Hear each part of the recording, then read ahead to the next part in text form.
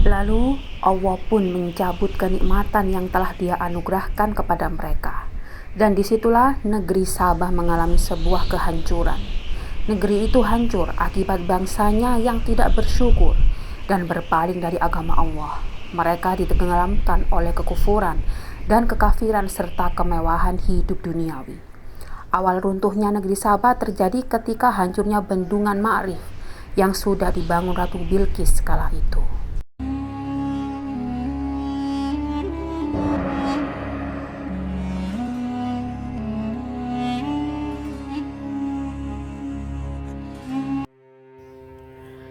Assalamualaikum warahmatullahi wabarakatuh.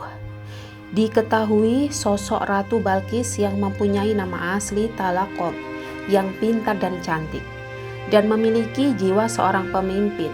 Dalam sebuah riwayat dijelaskan, setelah kematian dari ayahnya, rakyat di negeri Sabah itu di bawah naungan seorang lelaki.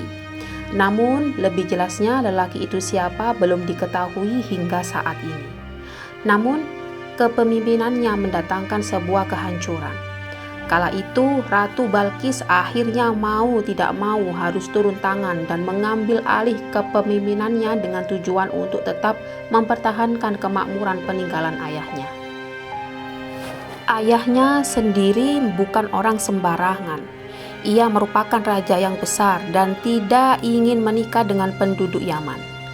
Ia menikah dengan perempuan dari bangsa jin bernama Raihana binti As-Sakan dan melahirkan seorang anak perempuan yang bernama Talaqom atau yang disebut dengan Ratu Bilqis. Kisah negeri Sabah sudah diceritakan dalam sebuah Al-Quran. Negeri Sabah adalah sebuah kerajaan megah berdiri sejak tahun 1300 sebelum Masehi. Letaknya berada di wilayah Yaman saat ini. Puing-puingnya bisa terlihat sekitar 50 km ke arah barat laut dari kota Ma'rif. Diberi julukan sebagai negeri terbaik di dunia dengan banyak kisah dan peninggalan Ratu Bilqis dengan segala kemakmuran alamnya, tetapi hancur karena penduduknya kufur akan nikmat Allah. Menurut sejarah, dulu kerajaan Sabah dikenal dengan dinasti Mu'inah, sementara raja-rajanya dijuluki sebagai Mukrib Sabah. Awalnya Sabah bukanlah negeri yang makmur. Masyarakatnya saat itu hidup susah dan kesehariannya terbiasa dengan kehidupan yang keras di wilayah padang pasir. Bahkan mereka harus berebut hanya untuk mendapatkan air bersih. Lalu Ratu Bilqis yang mengetahui hal itu, akhirnya dibangunlah sebuah bendungan besar. Bendungan itu dibangun antara tahun 1300 sebelum Masehi hingga 620 sebelum Masehi. Pada periode berikutnya antara tahun 620 sebelum Masehi hingga 115 sebelum Masehi. Bendungan itu disebut dengan Bendungan Ma'rif atau juga dikenal dengan nama Bendungan Arim. Semenjak itulah orang-orang Sabah tidak perlu lagi khawatir akan kehabisan air. Hidupnya berubah menjadi makmur. Kemudian bendungan itu juga mengairi kebun-kebun dan bisa berbuah dan memberi minum ternak hewan mereka. Sejak dibangunnya bendungan itu, masyarakat negeri Sabah menjadi makmur. Tanahnya menjadi sangat subur dan menghasilkan berbagai macam buah dan sayuran dan tidak takut akan kekeringan lagi. Berkat hasil alamnya yang banyak dan melimpah, kerajaan Sabah menjadi terkenal dan orang-orang pun banyak berhijrah atas perekonomian masyarakat negeri Sabah. Kemudian menggeliat hidup yang menjanjikan terutama di bidang pangan dan ekonomi. Kabar tentang kemakmuran negeri Sabah ini diabadikan dalam Al-Quran. Sesungguhnya bagi kaum Sabah ada tanda kekuasaan Allah di tempat kediaman mereka, yaitu 2 buah kebun di sebelah kanan dan di sebelah kiri. Quran Surat Sabah ayat 15. Di negeri Sabah terdapat 2 buah kebun yang sangat luas dan subur, diapit oleh 2 gunung di wilayah Ma'rif.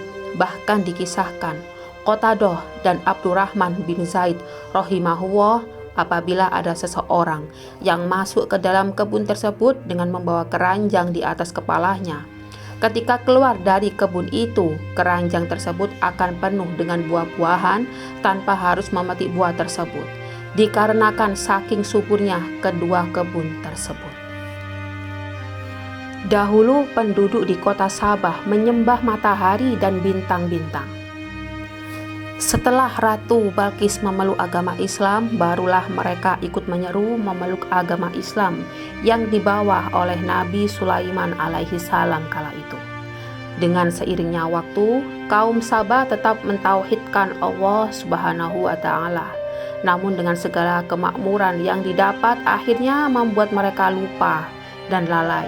Kemudian mereka kembali ke agama mereka dahulu, yakni menyembah matahari dan bintang-bintang. Disitulah awal mula terjadi perubahan dalam kota Sabah yang kala itu naik ke puncak kejayaannya.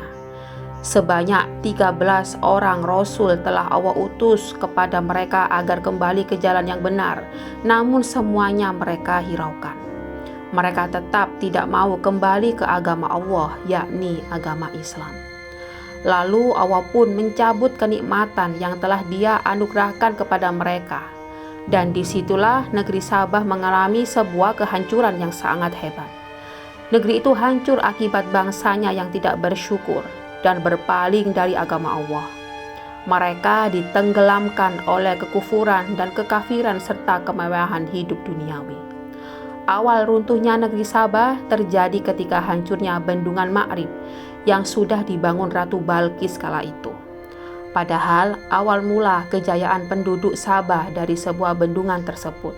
Mereka tidak bersyukur dan lupa bahwa dahulu mereka mengalami sebuah kekeringan dan sulitnya untuk memenuhi kebutuhan hidup sehari-hari.